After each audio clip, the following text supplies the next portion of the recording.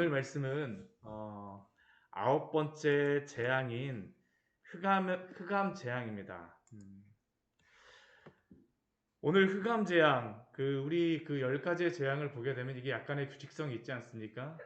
우리가 세 가지씩 이 세트로 다 나온다면 이 흑암 재앙 같은 경우는 아홉 번째 재앙으로 세 번째 그러한 그룹의 마지막 재앙입니다. 그리고 이 흑암 재앙 같은 경우는 이전에 세 번째나 여섯 번째와 같이 바로를 향하여서 어떤 경고의 말씀이었습니다.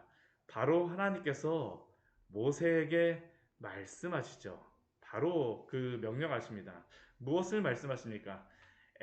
온 애굽 땅 위에 흑암이 있게 하라고 말씀하세요. 흑암. 그리고 그 흑암이 어떤 흑암이냐면 더듬을 만한 흑암이라. 애굽 온 땅에 흑암, 깜깜함이 있는데 그 흑암이 더듬을 만한 흑암. 이게 얼마나 이게 흑암이 깜깜한 거냐면 이게 더듬는다라는 의미가 안 보여서 이렇게 더듬는다는 의미도 있지만 이게 또한 만지다라는 그러한 의미도 있습니다. 얼마나 깜깜한지 만져질 수 있고 느껴질 수 있을 정도의 그러한 흑암이라고 지금 하나님께서 말씀하시죠. 이 흑암은 도대체 무엇일까요? 우리가 창세기 1장 2절 말씀을 보면 이러한 말씀이 있습니다. 우리 창세기 1장 2절 말씀 같이 한번 보도록 할까요? 창세기 1장 2절의 말씀입니다.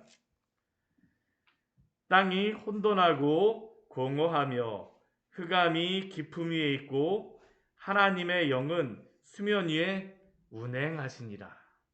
여기에 보게 되면 땅이 혼돈하고 공허하며 흑암이 깊음 위에 있다라고 말씀하시는데 지금 출애굽기 여기서 이 흑암을 두 번씩이나 21절에서 두 번씩이나 말씀하셨던 이 흑암과 동일한 단어가 바로 여기 지금 창세기 1장 2절에 사용되는 그러한 흑암입니다.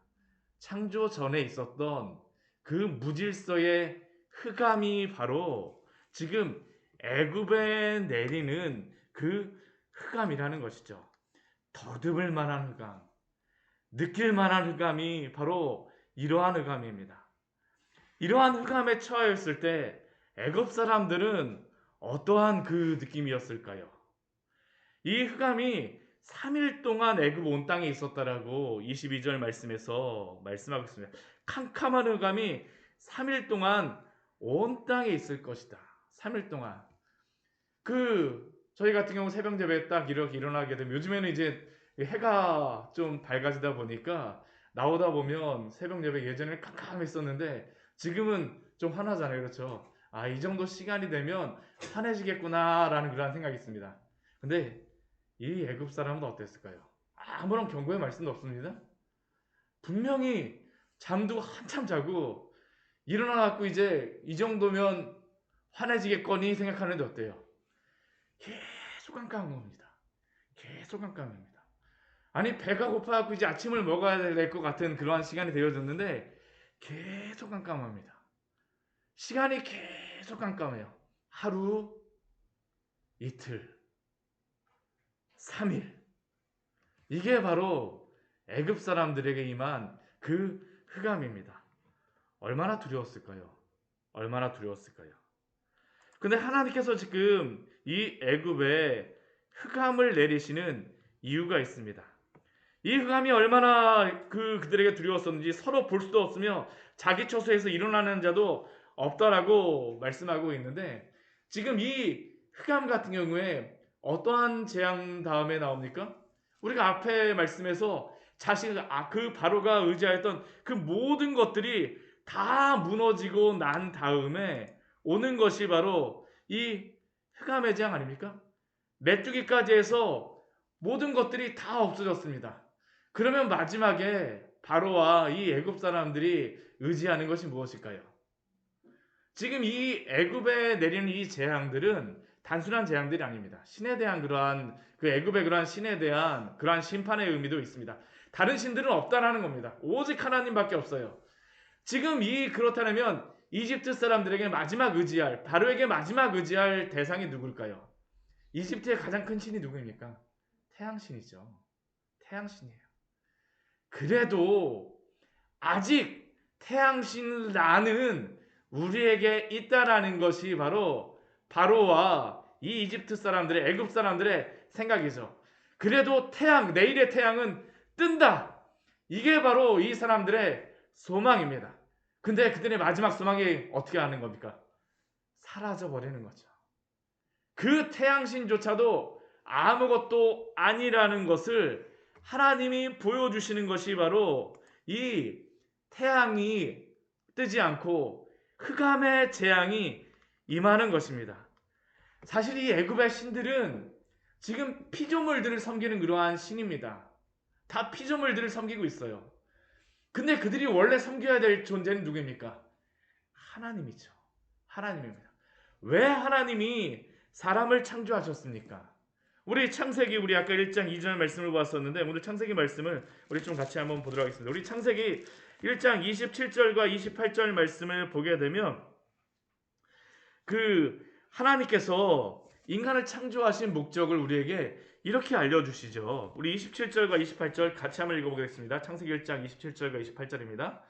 하나님이 자기 형상 곧 하나님의 형상대로 사람을 창조하시되 남자와 여자를 창조하시고 하나님이 그들에게 복을 주시며 하나님이 그들에게 이르시되 생육하고 번성하여 땅에 충만하라. 땅을 정복하라. 바다의 물고기와 하늘의 새와 땅에 움직이는 모든 생물을 다스리라 하시니라.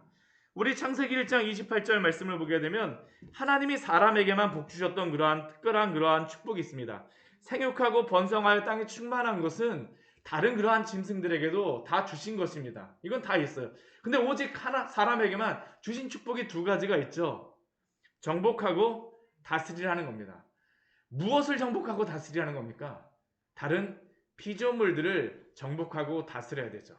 그러면 왜 사람은 다스리고 정복할 수 있는 그 권리가 있을까요? 권한이 있을까요? 왜 하나님께서 이것을 사람에게만 명령하십니까? 하나님의 형상으로 창조되어졌다는 겁니다. 모든 피조물들은 그 사람을 보고 하나님을 보는 것입니다. 사람을 통하여서 하나님께서는 다른 피조물들을 다스리기를 원하세요. 하나님은 다른 피조물들이 사람을 보면서 그 다른 피조물들은 무엇을 보는 거냐면 하나님의 영광을 바라보게 됩니다. 투영해서 보는 것입니다. 그래서 사람에게 다스리고 정복하라고 말씀하는 것이죠. 그래서 질서가 무엇입니까? 사람은 하나님께 순종하고 하나님의 영광을 바라보고 또 다른 피조물들은 사람을 바라보는 것이 바로 하나님이 만드신 그러한 창조의 질서입니다. 이게 질서예요. 그런데 사람이 범죄한 이후로 벌어진 것이 무엇입니까? 사람이 하나님을 경외하지 않죠. 하나님을 아무것도 아닌 것으로 여깁니다. 아무것도 아닌 것으로 여겨요. 오히려 반대로 다스리고 정복해야 될 피조물이 지금 애굽에서는 무엇이 되어 있습니까? 신이 되었어요. 지금 그러한 애굽을 향하여서 하나님께서 지금 말씀하시는 겁니다. 다른 피조물들이 바라보고 너희가 의지해야 될 상이 아니라 오직 누구밖에 없습니까? 하나님밖에 없어요. 하나님밖에 없습니다. 그들이 섬기고 또한 그들이 바라봐야 될 그러한 사람에게 주신 유일한 하나님은 오직 하나님밖에 없다라는 것이 바로 이 애굽의 마지막에 내리신 이 흑암의 재앙입니다. 오직 누구에게만 그런 빛이 있을까요? 오늘 23절 말씀을 보게 되면 애굽 사람들은 서로 볼 수도 없으며 자기 처소에서 일어난 자도 없지만 어디에만 빛이 있습니까? 우리 10장 23절 말씀, 우리 후반절 말씀 같이 한번 읽어보도록 하겠습니다. 온 이스라엘 자손들이 거주하는 곳에는 빛이 있었더라. 오직 하나님께만 빛이 있는 줄 믿습니다.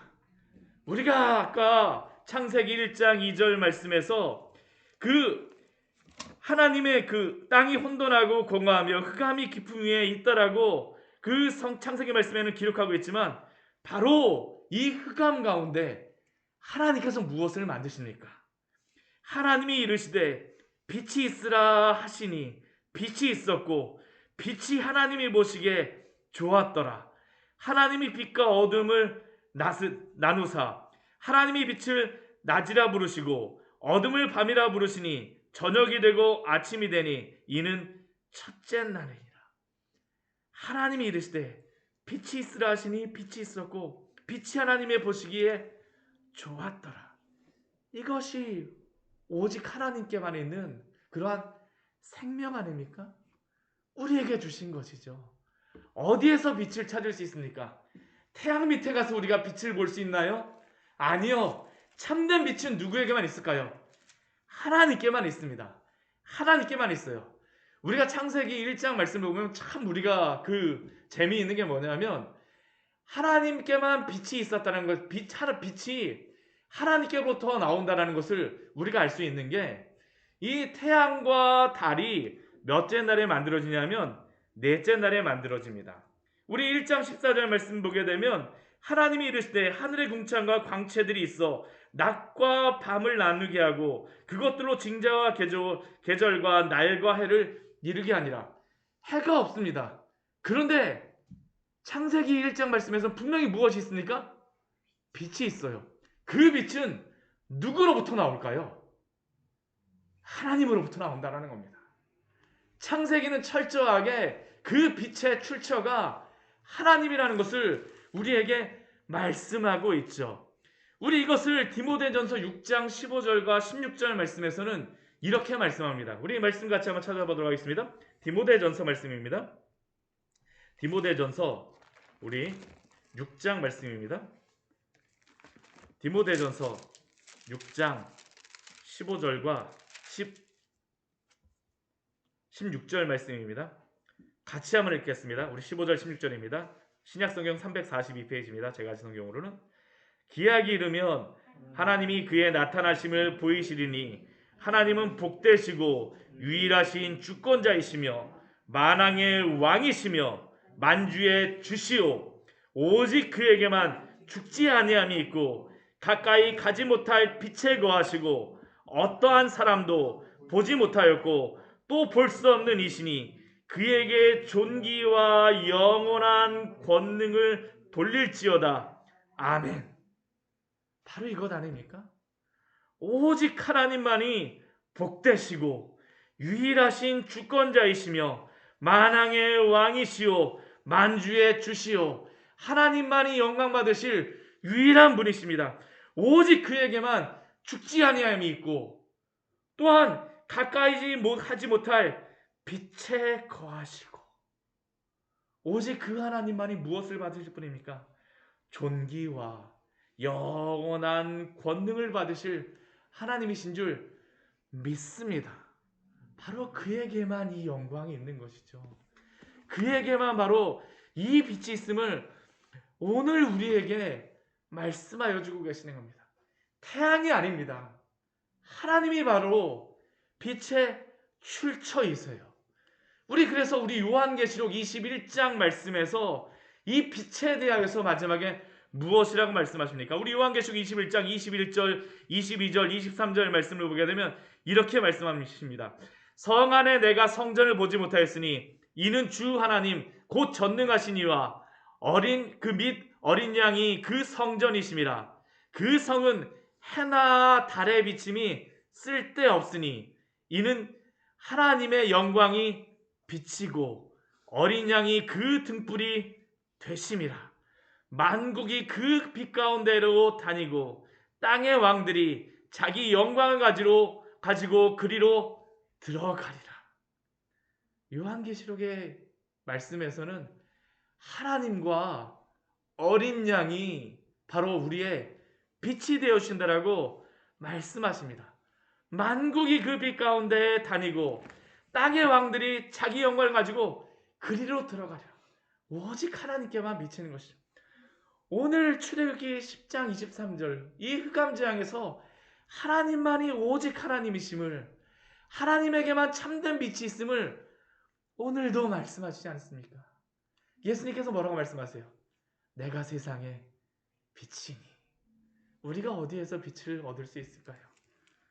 오직 우리 주 예수 그리스도만을 통하여서 우리에게 그 빛을 주시는 줄을 믿습니다. 이 빛으로 나와야 되죠. 나와야 됩니다. 애굽의 바로와 애굽의 모든 사람들도 만약 빛을 원한다면 누구에게 나와야 될까요? 하나님께 나오라는 것이 바로 분명하게 말씀하시는 말씀이죠. 하나님께만 빛이 있습니다. 하나님께만 빛이 있죠. 우리가 그것을 아는 자들 아닙니까? 그것을 나누는 자들 아닙니까? 하나님이 빛이십니다. 우리 주 예수 그리스도에게만 빛이 있습니다. 그러나 이러한 재앙을 내렸음에도 불구하고 하나님이 내리셨음에도 불구하고 바로는 어떨까요?